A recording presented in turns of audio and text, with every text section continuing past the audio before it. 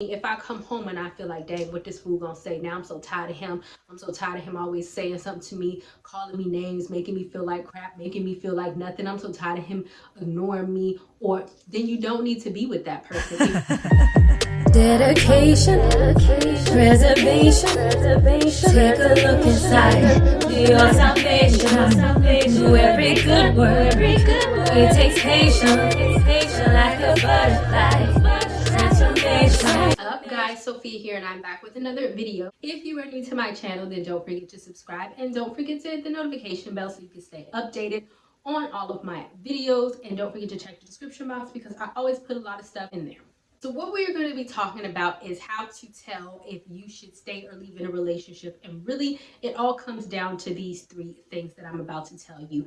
I want to also link in the description box, I'm going to link my video on being unequally yoked, because as I said in that video, like whenever we read the Bible verse about being unequally yoked, we always think of, oh, what do believers have to do with unbelievers? But to me, it goes beyond that. Like that verse simply tells you so much about who you should be and should not be with. It's not just about believers versus unbelievers. It says, what does light have to do with darkness? Meaning that if you're the complete and total opposite of, you know, the type of man that you paired up with, and we'll get more into that on what that means, then what you got to do with him, if he's sitting up there drowning out your light and he the dark, why are you with him? What does light have to do with dark? Or what does righteousness have to do with lawlessness? Meaning that if you are a good person, you have great integrity and a good moral compass, and he is sitting up here robbing banks and he's just a complete jerk sleeping with anything that moves, what does he's lawless, what does righteousness have to do with lawless? So you have to understand that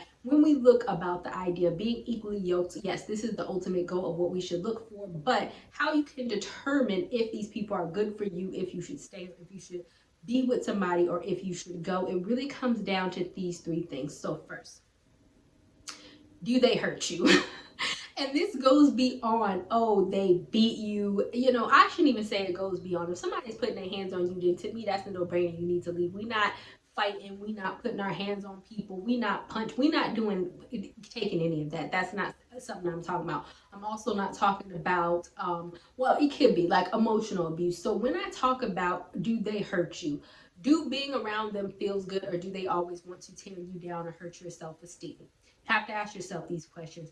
If being with them decreases your value, because the thing is, you could do bad all by yourself, and I'm gonna stop saying do bad all by yourself. You could do good all by yourself, right? So if you are in a position in which you have your own apartment, you have your own car, you paying your own bills, and you dating him is pulling you down because now all of a sudden he ain't got no job and he ain't got no money, and now you have to sit up there and split all your income with him, then obviously he is hurting you. He is not elevating you in any way, shape, or form. So if your baseline is here when you are single and being with that person brings you here, then you need to let them go, because under no circumstances is getting with somebody supposed to demote you from where you already was when you were single. And so you have to evaluate, how do I feel when I'm with them? Do they help me pursue my purpose? Do they believe in me? Are they always trying to put me down?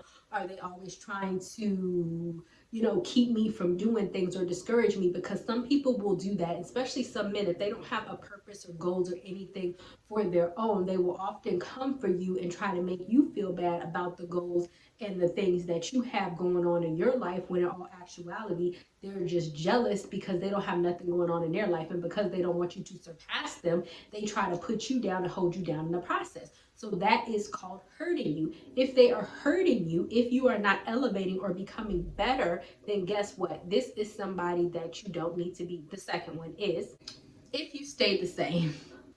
And I know some people are like, well, what's wrong with that? If you watch my channel, then you know that I am a person that I genuinely believe in progression. You should always be progressing. You should always be improving. You should always be making yourself better. I feel like that is the purpose of life, because really that is what life is about. Every day that you are on this earth, you should be seeking to try to get better in some way, shape, or form. So if the person encourages you, like for example, when I was with my ex, when I was like 21, 22, if I had stayed with him because he did want to get married, I can almost guarantee you that I would have been the same. And could you imagine me being the same? Y'all ain't know me, but If I was the same 21-year-old, then I am not progressing. And I remember I recently spoke to him on the phone, and he got into an argument with his girlfriend or his baby mama on the phone with me. And I remember thinking like, oh, this yelling sounds very familiar. Um, I remember when you used to talk to me like that. And so it's like, and that's the thing about staying the same. You don't know how to handle conflict better. You don't know how to act better. You don't know how to communicate better.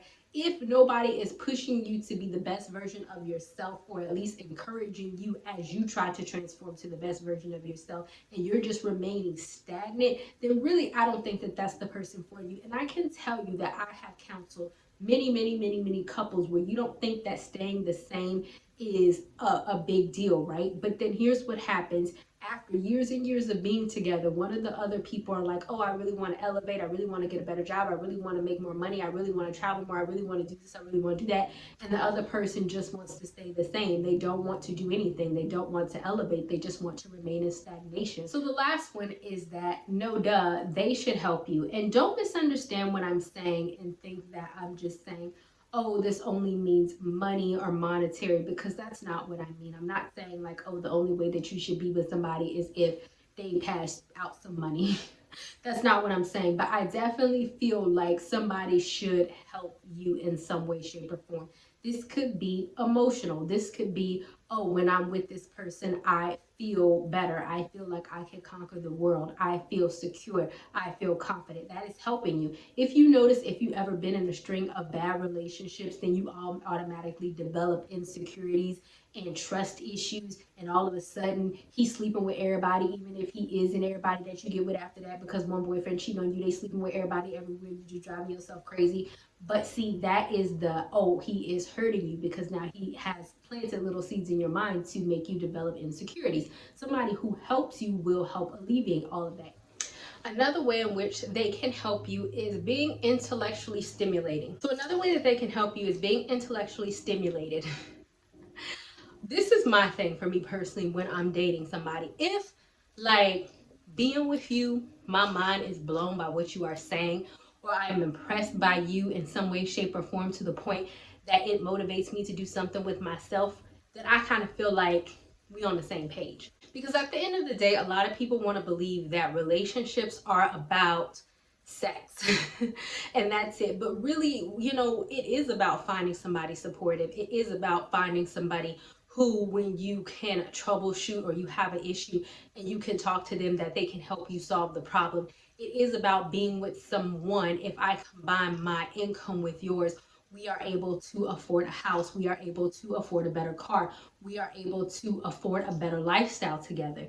It's not about, oh, if I get with you, all of a sudden I am doing completely worse or remaining the same than when I was single. For all of that, then you just might as well remain single. And this is not about, oh, we get with people so that we can get things from them. No, but we get with people so that we can be elevated in some way with being with them, so that they can teach us something, so that they can help us emotionally, so that they can be supportive. If I come home and I feel like, dang, what this fool gonna say now? I'm so tired of him. I'm so tired of him always saying something to me, calling me names, making me feel like crap, making me feel like nothing. I'm so tired of him ignoring me. Or then you don't need to be with that person. If you feel like, oh, I'm with this person, and I think they're attractive, but we don't have anything in common, we don't have anything to talk about, then you don't need to be with that person, because how are they helping you? Aside from you looking at them and you feeling like, wow, they look really cute, then being with them does nothing to actually elevate yourself or your life, other than the fact that they're attractive, and you looking at them is eventually going to wear off. So ultimately,